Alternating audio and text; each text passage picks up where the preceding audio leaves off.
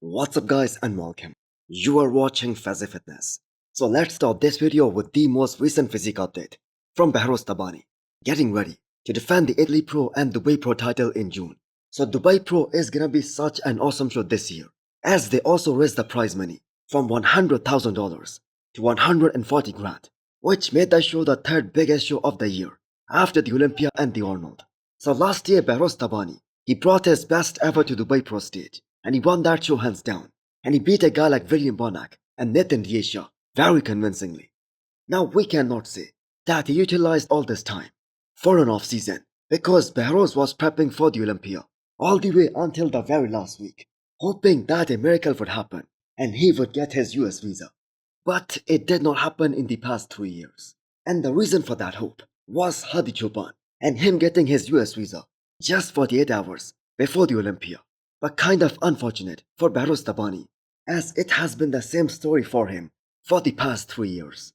But there is a huge chatter in all of the bodybuilding circles that this is the year we are gonna see Behrooz on the Olympia stage in the US, and that immediately makes him a strong threat to those Olympia top 6 spots. But before that, he has 2 titles to defend.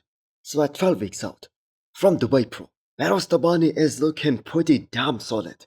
His squats came up drastically since 2021, the year he made his pro debut at Romania Pro. So he doesn't have any major weaknesses at this point anymore. Plus, based on his track record, it's highly unlikely that anyone can outcondition Behrooz in these upcoming shows. He's one of the most ripped and one of the most fired guy in the open bodybuilding right now. He gets more harder than majority of the men's open competitors, except for maybe Hadi Choopan and Derek. And he's gonna bring a lot of excitement, especially at that Miss Olympia stage if in fact that happens, which I certainly hope that it does. Guys, Hosstile just dropped some new merchandise, and Miss Olympia Signature Series, that is also live, and all the supplements, they are also tagged in this video. So use the code Fazi10 to get 10% extra discount. Next up we have a 6 weeks out physique update from Krizo. So the man is just built different, and you can rarely find another IFB pro who looks more impressive than him in a tank top in the gym. And to know that he was struggling to even move his one arm due to that shoulder injury, and after that surgery, to the way he's looking right now, just 6 months later, that is one hell of a transformation. So we appreciate the fact that Krizo is putting a lot of effort in posing and presentation, as this is the one aspect we need to focus on a lot. So Krizo is making his comeback against one of the most combative lineups of this year at this upcoming Pittsburgh Pro, and also at the New York Pro. And realistically speaking, he can place behind Derek, Nick and Martin. Now I know anything can happen on the day of the show, but as per logic and on paper, this is where Krizo can land top 4 at this upcoming Pittsburgh Pro, even if he shows up at his all-time best.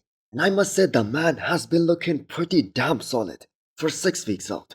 So hopefully George Farrell, he won't diet him down too much, up to a point where he loses his freak factor, his wow factor, like he did for the Olympia last year, although he did place top 7 at the Olympia that year.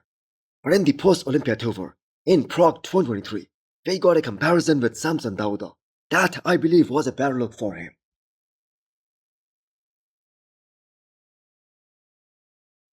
Next up we have an update from Rubiel Mascara, aka Nexilla. So you aren't just looking at the biggest legs in bodybuilding, those are the biggest calves in the pro ranks as well. So he looks kind of decent in this update, but this is the same as he looked for most part of the year, and we have no idea who is mentoring him at this point. Because the thing is, from the head judge of the Olympia Steve Weinberger to every other bodybuilding expert out there, all the people are asking him to compete and step on stage more. So he turned pro back in 2023 at Prague, and from that time till now, he has done only 2 pro shows. And with the kind of muscle mass that Rubiel carries, he doesn't need that long of an off-season. He needs to accept this idea that in order for him to be a more combative bodybuilder, and especially to be combative against the top pros, he needs more condition, more detail. He needs more separation in his squats, and he needs better delts to have more balance top to bottom.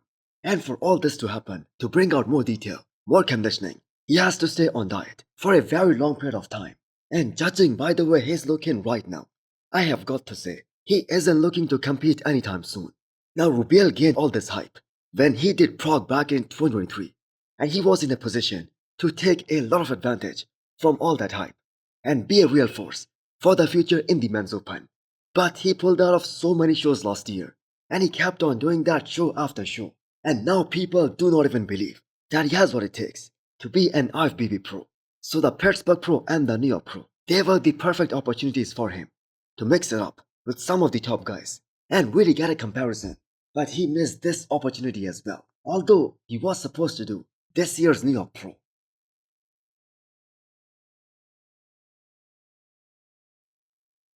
Next up, we have an update from Joan Pradells. Considering he has given himself 3 months to get ready for his first show, that is a great look for him for 12 weeks out, and the man looks right on the money for this far out. So a whole lot of size has been packed on, and that too in all the right areas in these past 2 years. Now for those of you guys who do not know, Juan did only one show after turning pro, which was the Emperor Classic Spain. And right after that show, he shut the season down, and all for the good reasons. So most of these new pros, they have to go through a proper off-season, a really big off-season, to put on enough size to be really combative, especially against the big names. Just look at the careers of Rafael Brandel and Regan Grimes and Quentin Beastwood. Just 1 year ago, they were both still taking years off to get bigger. So in that sense, Juan made a great decision to take that step so early in his pro career. So the question right now is that, will that be enough to win his first pro show and earn his Olympia spot this year? Now I must say, it is all gonna come down to the level of competition that shows up in any of the shows that Juan does. The thing is, there won't be an easy Olympia qualification this year in any of the shows. At least that is what it seems like as of right now. In terms of Juan's physique, he has a great X-frame, amazing V-taper especially now, with all that added size on his legs, and his amazing quad sweep, and with the way his upper half, especially his chest, his arms, and his shoulders all look in all of his recent updates. The man looks extremely impressive right now. So let's just hope he can nail the condition this time around. Because that is the biggest question right now. Can he get truly peeled? Because he was far off in terms of condition last time he did the Emperor Classic Spain. Now Carlos Thomas Jr., he also has great potential. But all that size, and the mass, and the freak factor, that doesn't account for anything if someone cannot bring the condition. And we just saw that from Carlos at this past Arnold. So hopefully, both these guys, they can nail it the next time they step on stage. Another former top classic physique pro is on his way to make a comeback after a few years, and that is Fabian Meyer, who has placed as high as 7th back in 2022. So he's finally back on the prep with his coach Patrick Tour, and he has another 15 weeks of prepping to do before he steps back on the stage. So Fabian is one of those taller guys in classic physique division, and this upcoming package that he's working on, that is gonna be different than what we saw back in 2022, simply because the weight cap and the new weight regulations, they weren't introduced back then.